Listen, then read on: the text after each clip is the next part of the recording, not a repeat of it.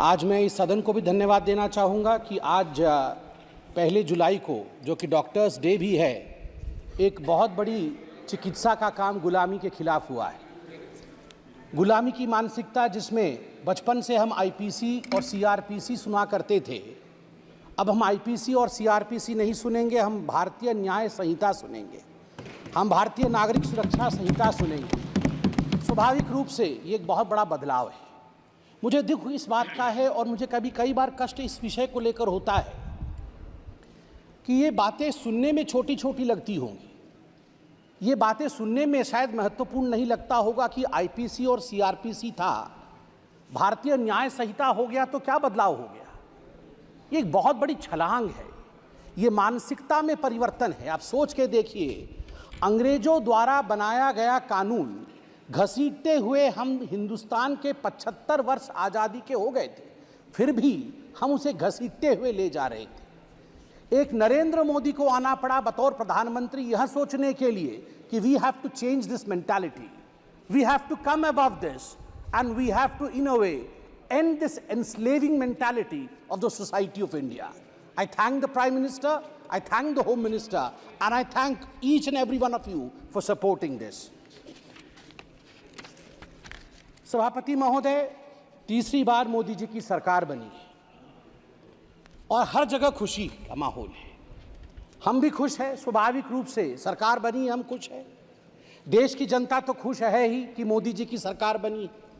और विडंबना देखिए, जिनको हम सोच रहे थे कि दुखी होंगे कि हमारी सरकार बनी है और उनकी सरकार नहीं बनी, वो भी खुश है।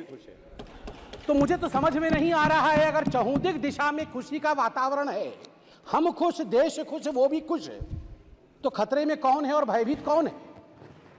किसी को भयभीत नहीं होना चाहिए बंधु। आप तो खुश हैं, आप तो खुशी जाहिर कर रहे हैं, और डबल खुशी तो हमारे पास है।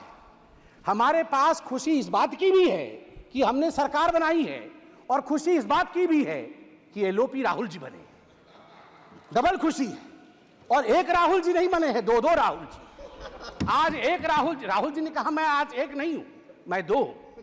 जब एक राहुल से इतना बड़ा एसेट का हमें प्राप्ति हुई थी, आप सोचिए 2 राहुल से इस देश को कितना लाभ होगा। और मुझे लगता है हमारे जो विपक्ष के साथी हैं उन्हें भी 2 राहुल से बहुत ही लाभ होगा। नहीं, अच्छी बात है। देखिए, राहुल जी एक एसेट हैं, इसमें कोई दो मत नहीं। मुझे लगता है विपक्ष के मेरे साथी भी इससे सहमत होंगे कि Rahul ji is an asset. Now we have double assets. बंधुगण, मुझे कष्ट इस बात का होता है, मित्रों, मुझे कष्ट इस बात की होती है कि ये दुखी इस विषय से नहीं है, ये दुखी इस विषय से नहीं है कि सरकार उनकी नहीं बनी। बिकॉज आज राहुल जी ने कहा है कि मैं खुश हूं, we are happy and we are contented. हमें खुशी है कि हम अपोजिशन में है। वो दुखी इस बात से नहीं है कि सरकार उनकी नहीं बनी, वो दुखी इस बात से है कि ये डूब क्यों नहीं रहे हैं, इनका 400 पार क्यों नहीं हुआ है। मतलब ये खुशी मना रहे हैं इस बात को लेकर कि इनका 400 पार नहीं हुआ है, और इस विषय को लेकर वो दिवाली मना रहे हैं। आप सोच के देखिए, 3 टर्म से समुद्र के गर्त पे पड़े हुए हैं और ऊपर देख रहे हैं कि इनके जहाज में छेद कब होगा, इनके जहाज में छेद कब होगा और ये कब डूबेंगे। ये खुद तैरने की कोशिश नहीं कर रहे हैं। मुझे लगता है कि हमें भी ईश्वर से और आज शिव जी से प्रार्थना करनी चाहिए कि अगर राहुल जी प्रसन्न है, विपक्ष में रह के प्रसन्न है, तो उनकी प्रसन्नता अनंत काल तक बरकरार रहे।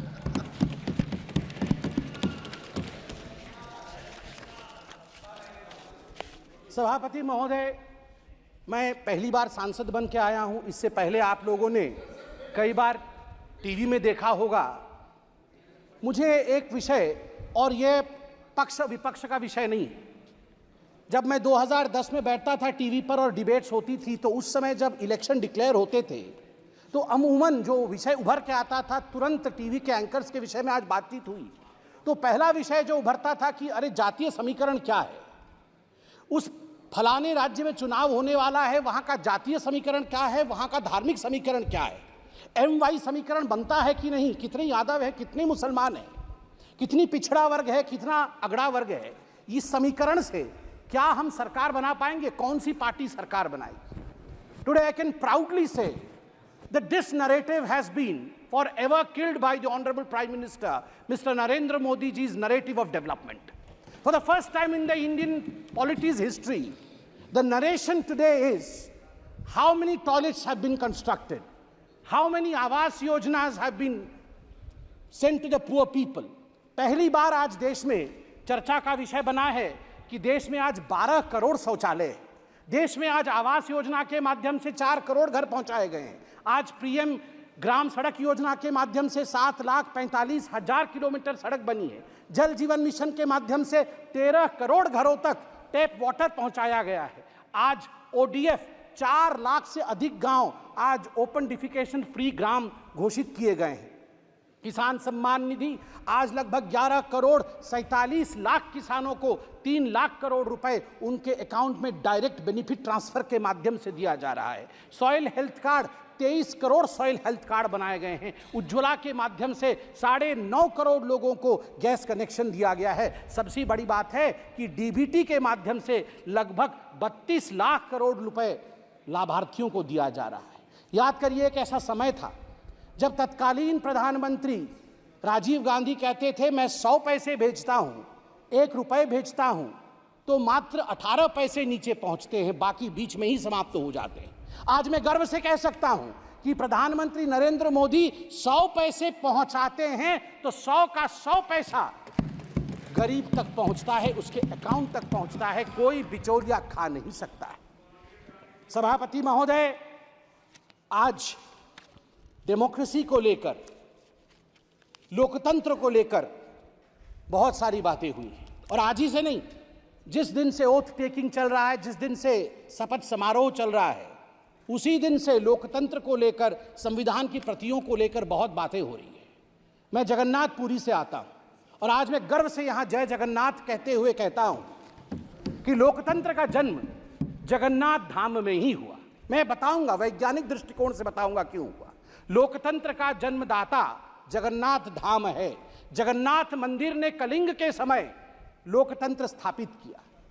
कलिंग अंग बंग कलिंग कहा जाता है। कलिंग के नरेश, कलिंग के राजा, कलिंग के सब कुछ भगवान जगन्नाथ है। वो तो जगत के नाथ हैं, वो तो ब्रह्मांड के नाथ हैं, मगर कलिंग में हम मानते हैं कि हमारे सर्वे सर्वा नारायण स्वयं हैं, जगन्नाथ है। वो रत्न सिंहासन पर बैठते हैं। रत्न सिंहासन से कलिंग का आसन वो संभालते हैं। उनका प्रतिनिधि वहां के गजपति महाराज होते हैं।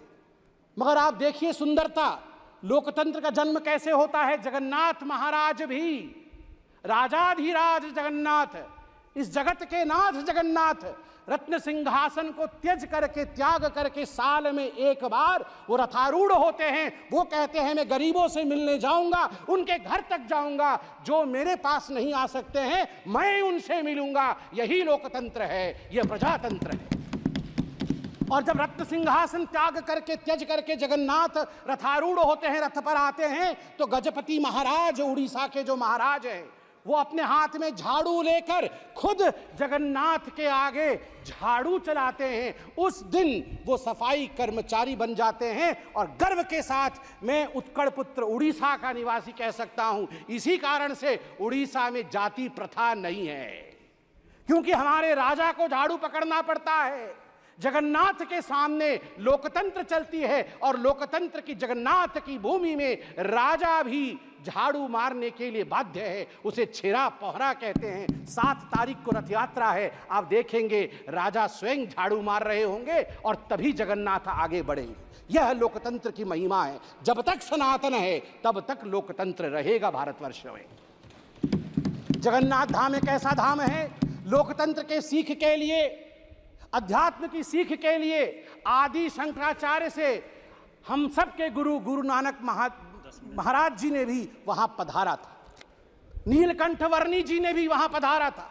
ऐसे कोई गुरु नहीं जो वहां नहीं आए और वहां से शिक्षा दीक्षा लेकर नहीं गए। और आज मैं फक्र के साथ कह सकता हूं, मेरे प्राजी वहां बैठे हुए हैं सभी, जब 1506 में गुरु नानक देव जी जगन्नाथपुरी आए थे और जब वो अंदर गए थे मंदिर भगवान के दर्शन करने, उस समय आरती चल रही थी। उस भव्य आरती को देखने के पश्चात अनायास ही गुरु नानक देव जी के मुख से आरता निकला था, जो अपने आप में आज इतिहास है।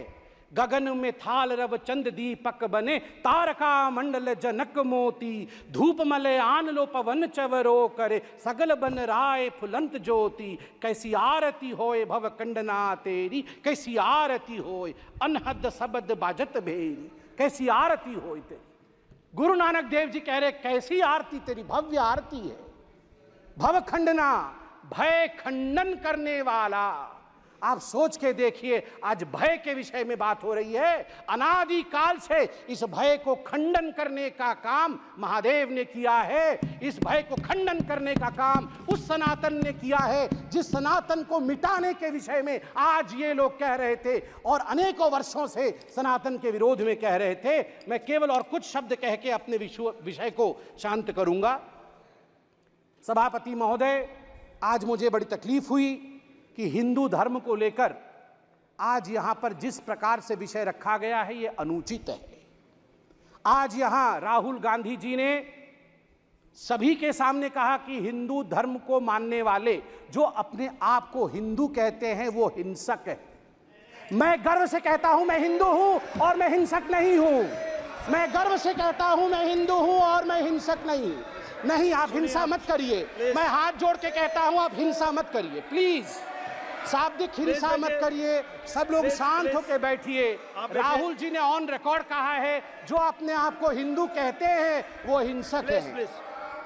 ऑन रिकॉर्ड राहुल जी ने कहा है जो अपने आप को हिंदू कहते हैं वो हिंसक है। मैं ये कह दूं यहां पर, हिंदुओं ने कभी हिंसा नहीं की। सर्वे भवन्तु सुखिनः, सर्वे सन्तु निरामया, सर्वे भद्राणि पश्यन्तु, मां कश्चित् दुःख भाग् भवेत्। हमेशा ब्रह्मांड की कल्याण की चिंता हिंदुओं ने की है। मुझे कष्ट इस बात का भी हुआ कि डीएमके ने आज हिंदुओं पे पुनः यहां आघात किया है।